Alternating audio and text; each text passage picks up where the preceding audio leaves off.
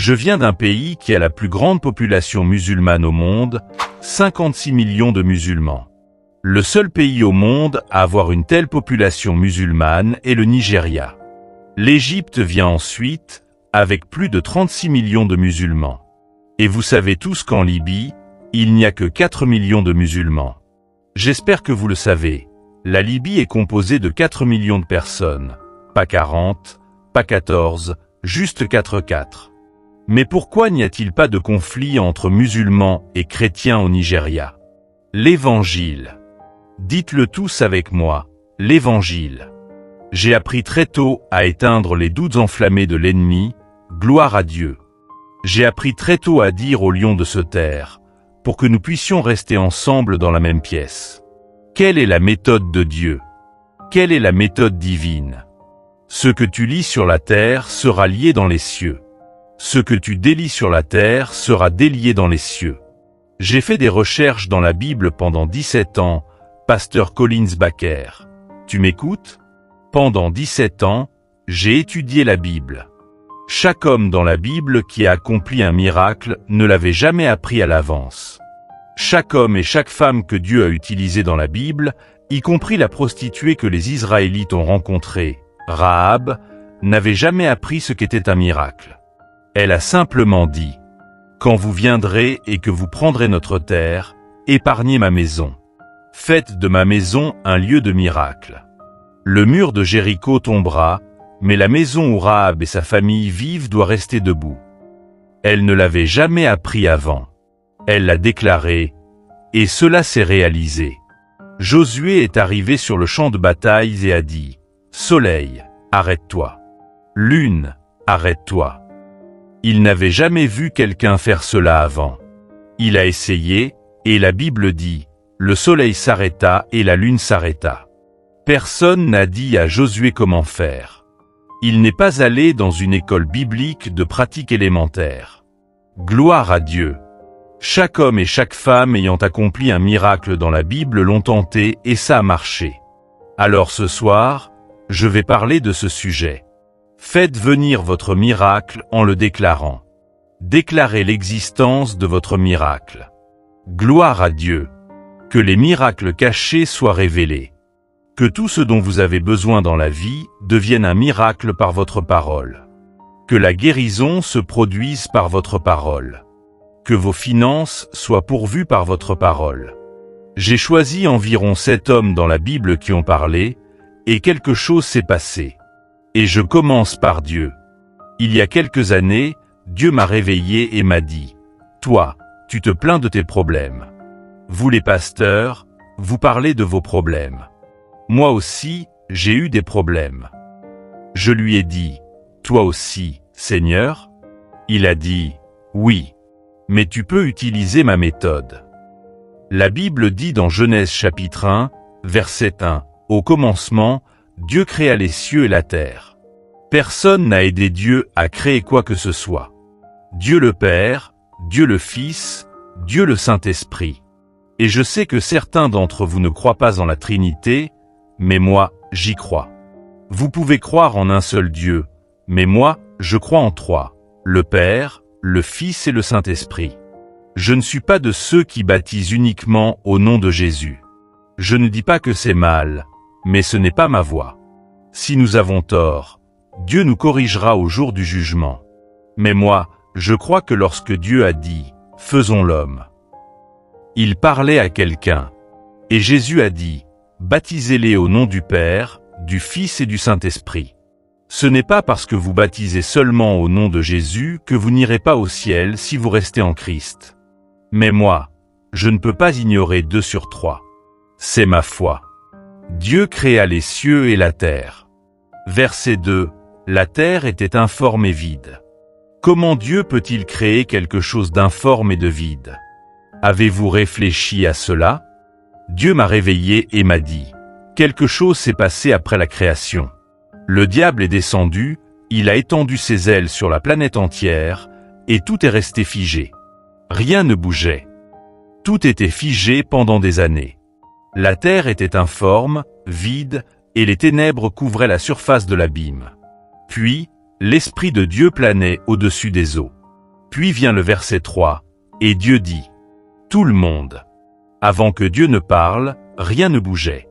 Mais Dieu a parlé contre le vide. Dieu a parlé contre les obstacles. Dieu a parlé contre les ténèbres. Dieu a parlé contre le chaos. Il a dit, que la lumière soit. Et il y eut la lumière. Pourquoi Dieu n'est-il pas resté silencieux? Parce que tant qu'il gardait le silence, la terre restait informe. Dès qu'il a parlé, la lumière est apparue. À quel moment as-tu parlé contre tes heures sombres? Quand nous avons des problèmes, nous nous replions. Quand notre famille souffre, nous nous effondrons. Quand nous n'avons plus d'argent, nous tremblons. Quand l'ennemi crie, nous fuyons. Mais moi, j'ai appris que plutôt que de trembler, je peux parler. Je regarde les circonstances, je demande à Dieu quoi faire, et ce qu'il me dit, je le fais.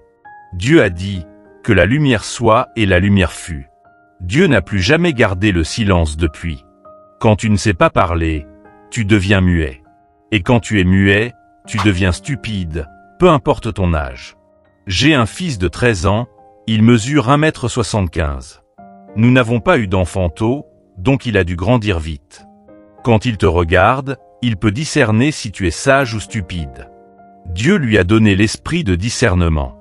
Il peut te dire si tu as besoin de Jésus ou du baptême du Saint-Esprit. Il est né pour cela. J'ai appris tôt à lui transmettre la sagesse divine. Écoutez-moi bien. Pourquoi Dieu n'a-t-il pas croisé les bras en disant « un jour, ça changera » ? Non.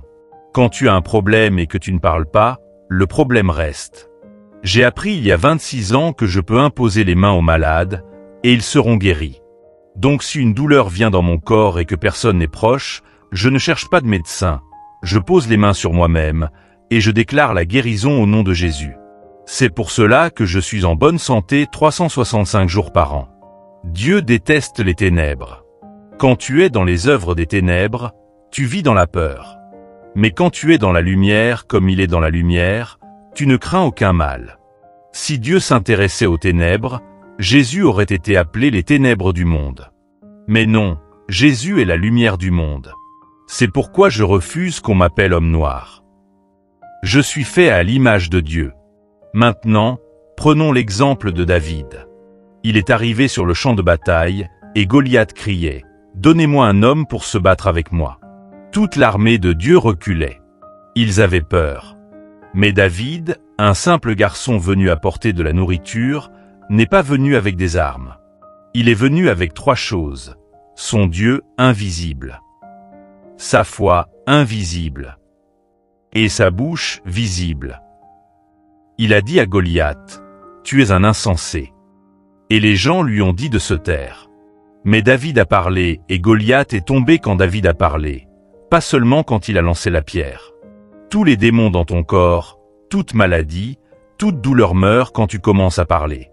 Rien ne sera résolu tant que tu ne dis pas oui à Jésus. J'ai rencontré ma femme il y a 25 ans. Belle, brillante, grande. Je l'ai vue, j'ai su, c'est ma femme. Je ne me suis pas marié par révélation, mais par vision directe. Je n'ai pas attendu de rêver, je l'ai vue, je l'ai choisie, je l'ai épousée. Celui qui trouve une femme trouve le bonheur. Et quand nous nous sommes mariés, le pasteur n'a pas demandé « As-tu rêvé d'elle ?» Il a juste demandé « Veux-tu l'épouser ?» Et j'ai répondu « Oui, je le veux. » Accroche ta vie à la foi. Accroche ta vie à Dieu.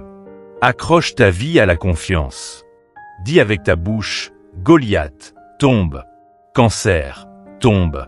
Tuberculose, tombe. Cécité, tombe. Péché, tombe. » Jésus a dit dans Marc 11, 23, « Si vous avez la foi comme un grain de moutarde, vous direz à cette montagne, ôte-toi de là, et jette-toi dans la mer. Et si vous ne doutez pas dans votre cœur, vous aurez ce que vous dites. Levez la main et dites. Alléluia. » Jésus a dit, « Si tu dis à cette montagne. » Il n'a pas dit, « Si tu pries concernant la montagne. » Il a dit, « Si tu lui parles, elle t'obéira. » La foi ne pense pas seulement. La foi ne prie pas seulement. La foi parle. Et la foi agit sur ce qu'elle croit.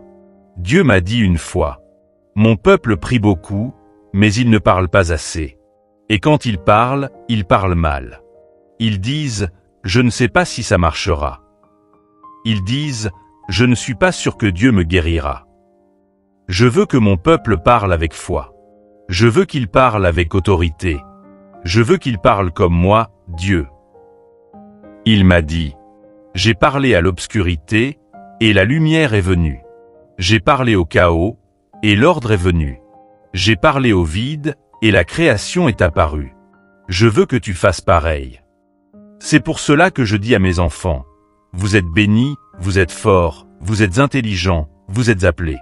Vous êtes saints, vous êtes protégés, vous êtes puissants. Vous êtes destinés à régner. Chaque matin, je leur dis cela. Même s'ils se réveillent en colère, en pleurs, tristes ou troublés, je parle la parole de Dieu sur eux. Parce que mes paroles plantent des graines dans leur esprit, et ces graines deviendront des arbres de justice. Quel genre d'arbre plantes-tu dans ton foyer? Quelles graines plantes-tu dans ton propre cœur? Car la vie et la mort sont au pouvoir de la langue. Et celui qui l'aime en mangera les fruits. Proverbe 18, 21. Si tu veux voir la vie, parle la vie. Si tu veux voir la guérison, parle la guérison. Si tu veux voir la prospérité, parle l'abondance. Arrête de dire « Je suis fauché ». Dis plutôt « Le Seigneur pourvoira à tous mes besoins selon sa richesse ». Arrête de dire « Je suis malade ». Dis plutôt « Par ses meurtrissures, je suis guéri ». Arrête de dire « Je suis perdu ». Dis plutôt « Le Seigneur est mon berger, je ne manquerai de rien ». Parce que ce que tu dis, tu le verras. Et ce que tu déclares, Dieu le confirmera. Tu veux voir un miracle? Commence à parler comme Dieu. Tu veux voir le ciel bouger? Ouvre ta bouche et proclame. Tu veux voir tes enfants changer? Parle-leur avec foi. Ce soir, je ne suis pas venu prêcher seulement pour que tu sois ému. Je suis venu pour que tu sois transformé. Je suis venu pour que ta bouche devienne une arme. Une arme contre le diable. Une arme contre la pauvreté. Une arme contre la maladie. Une arme contre l'échec. Laisse-moi t'entendre dire, ma bouche est une épée. Et à partir d'aujourd'hui, je vais parler comme Dieu. Je vais déclarer des choses qui n'existent pas comme si elles existaient déjà. Je vais parler à mon avenir. Je vais parler à mes rêves. Je vais parler à ma destinée. Et tout ce que Dieu a préparé pour moi, je vais l'appeler par la foi. Et ça viendra. Et ça se manifestera. Et ce sera mon témoignage. Gloire à Dieu. Tu n'as pas besoin que tout le monde t'approuve.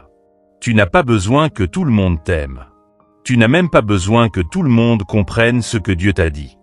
Tu as seulement besoin de croire et de parler. Car la foi vient de ce qu'on entend, et ce qu'on entend vient de la parole de Dieu. Romains 10, 17. Mais la foi s'active quand tu ouvres ta bouche. La foi bouge quand tu fais un pas. La foi grandit quand tu refuses d'abandonner. Alors ce soir, ouvre ta bouche. Déclare la parole. Et regarde Dieu agir puissamment dans ta vie.